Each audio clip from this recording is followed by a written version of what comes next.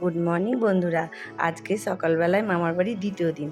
আজকে দেখো আমাদের মামার বাড়িতে বলেছিলাম না একটা শ্যামসুন্দরী বিগ্রহ আছে, তো আমার মামাই সকালে পুজো করে, তো পুজো করছে বসে, আর আমিও স্নান করে ঠাকুরের দর্শন করে নিলাম।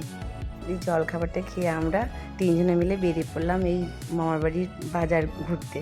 তো ওই যে যেখানে বলেছিলাম মন্দিরটা দিনের রাত্রেবেলা তো দেখানো হয়নি, তো দিনের বেলাতে তোমাদেরকে দেখাবো বলে আবার চলে আসলাম। আমার সাথে মাকেও নিয়েছি। মন্দিরের ভেতরটা যেহেতু মেলার অনেক ভিড় ছিল বলে দেখাতে পারিনি।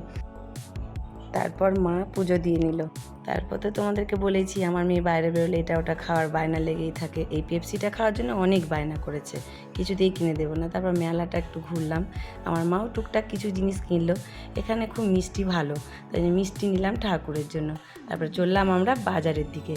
আর এই যে আমার মেয়ে যা পাবে তাই ওর মানে ভালো লাগে।